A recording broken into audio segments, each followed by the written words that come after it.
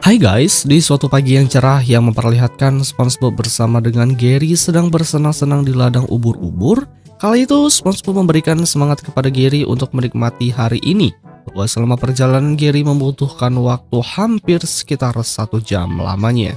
SpongeBob kemudian mengatakan kepada Gary bahwa dia teringat dengan masa lalunya dulu saat ia memberikan bola kecil kepada Gary. Tentunya bola yang sudah lama disimpan itu ternyata membuat Gary sedikit merasa jijik. Dia pun sempat menunda bola itu, kemudian langsung segera diambil kembali oleh SpongeBob untuk dilemparkan. Ia memutar tubuhnya, namun ayunan lemparannya tidak cukup jauh. Gary langsung mengambil bola itu lagi tanpa sengaja, ternyata bola itu menggelinding cukup jauh dan hampir saja terjatuh ke dalam jurang. Tentunya hal itu membuat SpongeBob panik karena bola tersebut kesayangan Gary. Beruntung bola itu berhenti tepat di ujung jurang, namun hal yang gak terduga ada seorang bocil nakal yang menendang bola itu hingga terjatuh ke dalam jurang.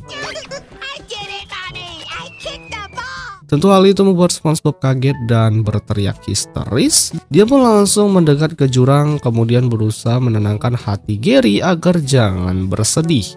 Meski bola itu sudah terjatuh ke dalam jurang sekalipun demi persahabatan mereka, SpongeBob dan Gary langsung segera melompat ke jurang untuk mencari bolanya yang terjatuh itu. Jurang itu benar-benar sangat dalam, beruntungnya saat mendarat mereka jatuh tepat di ratusan bola yang menggunduk. Jadi tubuh mereka tidak merasa sakit sama sekali guys. Masalahnya tak hanya sampai di situ saja, karena SpongeBob harus mencari bola di tumpukan ratusan bola yang menggunduk itu. Namun Gary berhasil menemukan bola miliknya yang berada di tumpukan tengkorak. SpongeBob langsung mengambilnya, namun kejadian yang tidak terduga, di sana terdapat ikan raksasa yang memiliki antena bercahaya. Saat itu ikan tersebut akan memakannya. Beruntungnya SpongeBob menunjukkan bola itu sehingga ikan itu langsung terkesima dan tak jadi menyakitinya.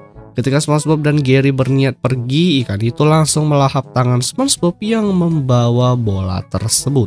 Tubuhnya mulai diseret-seret melewati berbagai medan rintangan yang sangat berbahaya. Meski begitu SpongeBob tidak membiarkan bola persahabatannya jatuh ke tangan orang lain.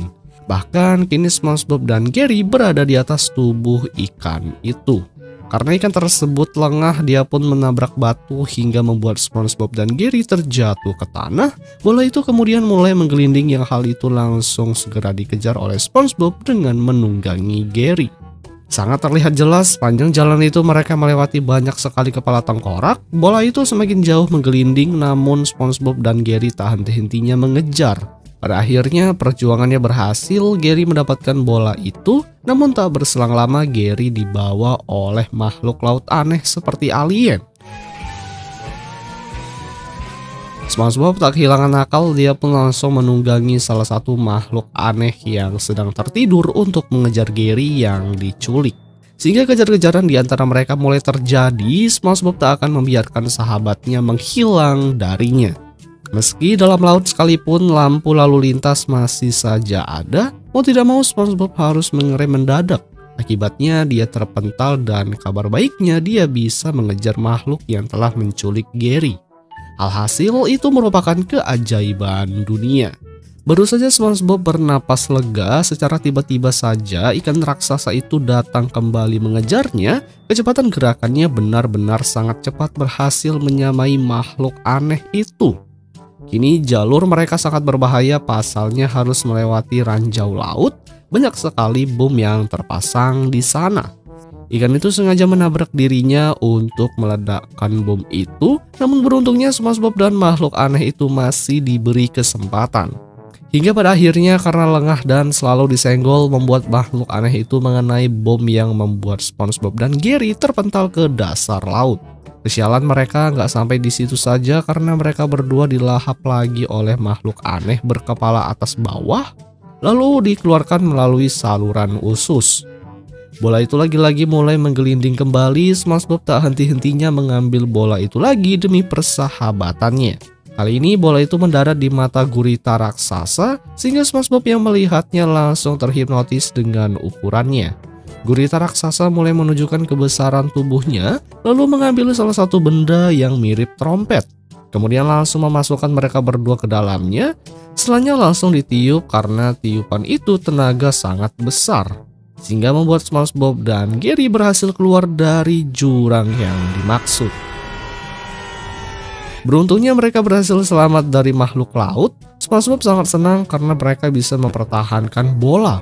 Namun kejadian tak terduga adalah secara tiba-tiba saja ikan raksasa itu sudah berada di belakang SpongeBob yang langsung menghancurkan tubuhnya dengan cara dikunyah. SpongeBob memberikan bola itu kepada Gary agar Gary bisa segera pergi melarikan diri. Meski kondisi tubuh SpongeBob sudah benar-benar hancur berkeping-keping, dia tak akan melupakan keselamatan sahabatnya. Tanpa terduga, Gary tidak pergi meninggalkannya. Justru Gary berhasil menenangkan ikan raksasa itu dengan cara menukar bola cahaya dengan bola miliknya, sehingga ikan raksasa itu langsung tersenyum dan melepaskan SpongeBob. Di sini ikan raksasa itu langsung segera pergi dan bersenang-senang. SpongeBob kemudian menanyakan hal itu kepada si Gary, mengapa bola kenangan mereka berdua diberikan kepada ikan raksasa. Gary hanya menjawab sebenarnya mereka tidak membutuhkan bola tersebut karena yang mereka butuhkan hanyalah kenangan bersama selama mereka saling menyanyi satu sama lain. Jawaban tersebut membuat SpongeBob tersentuh hatinya. Dia tak menyangka bahwa siputnya memiliki hati yang besar. Gary kemudian menunjukkan satu bola berwarna biru kepadanya. Namun lagi dan lagi si bocil itu malah kembali menendang bola itu ke jurang lagi. Untuk kali ini SpongeBob berpikir dua kali tidak akan pergi lagi ke jurang mengerikan itu. Yang kemudian film pun berakhir guys.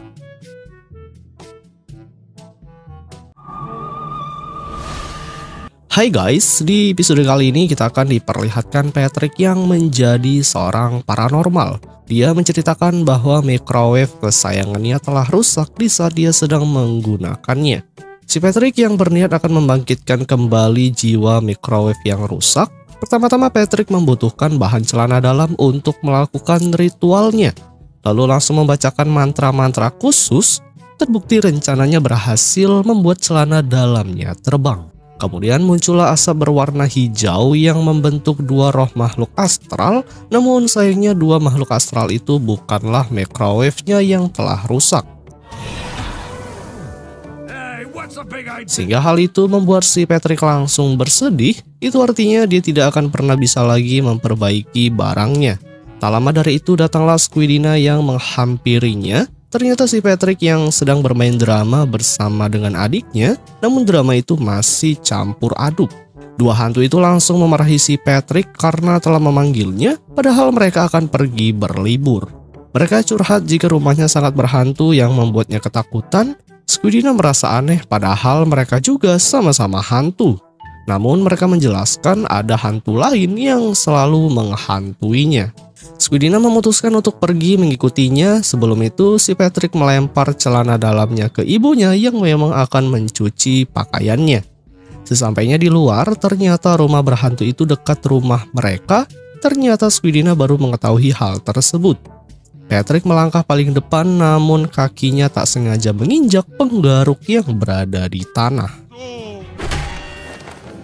Saat sampai di rumah hantu, Squidina sangat dibuat terkejut. Pasalnya di dalam rumah hantu itu terlihat sangat bagus, indah, dan bersih. Kedua sepasang hantu itu pun menjelaskan jika setiap hari mereka harus membuang sampah, kemudian membersihkan jaring laba-laba yang menempel di foto mereka.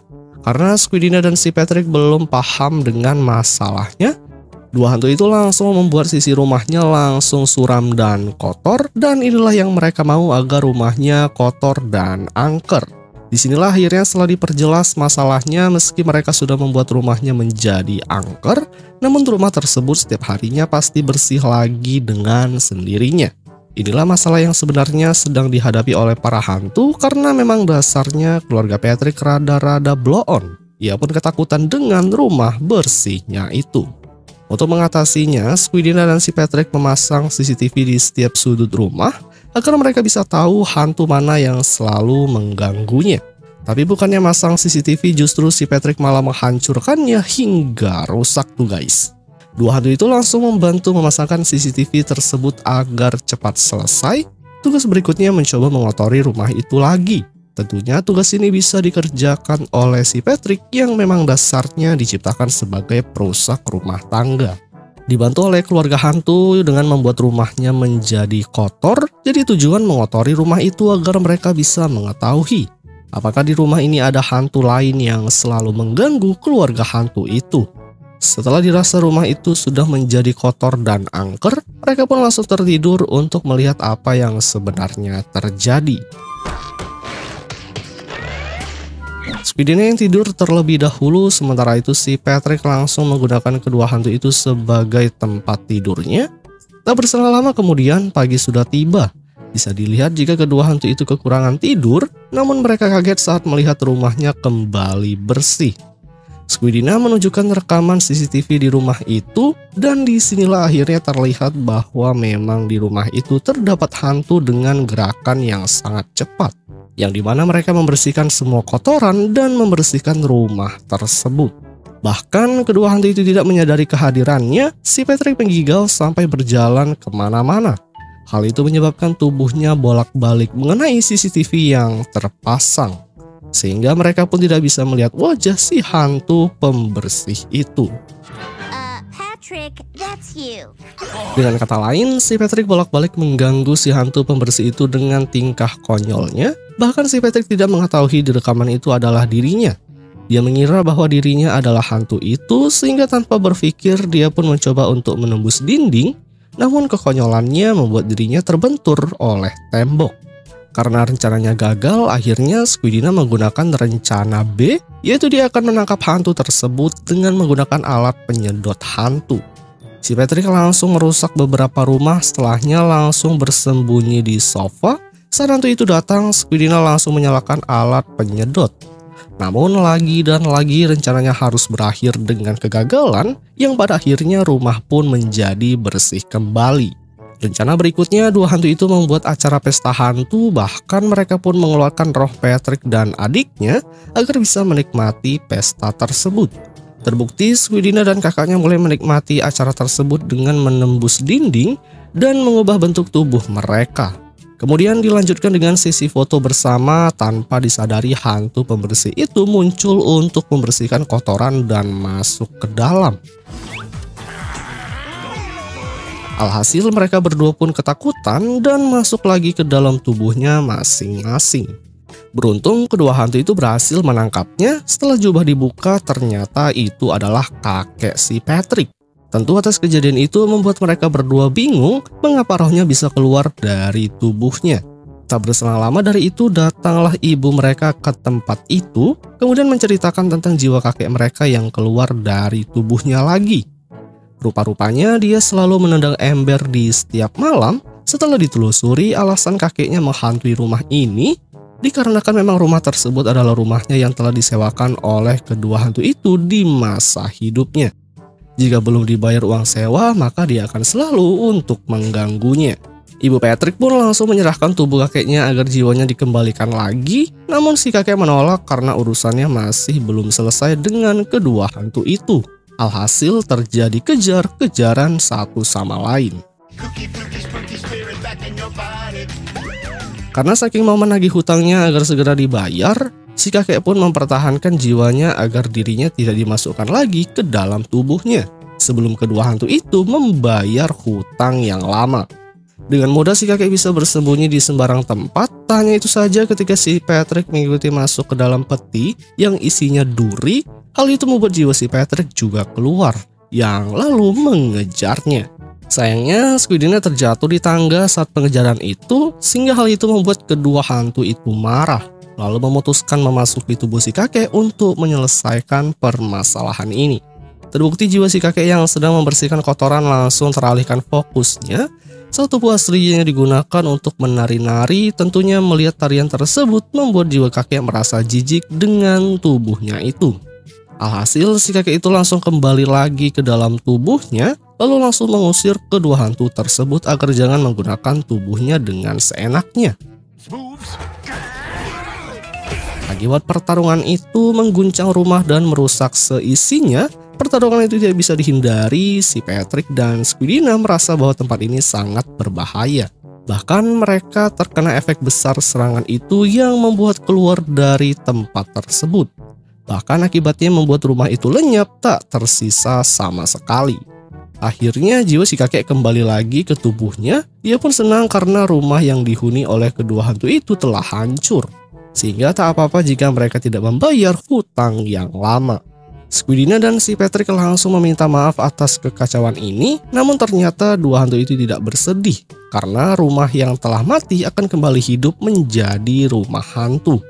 Tentunya mereka pun senang. Di akhir cerita, Squidina dan si Patrick jiwanya dikeluarkan oleh kedua hantu itu untuk bersenang-senang di rumah baru mereka.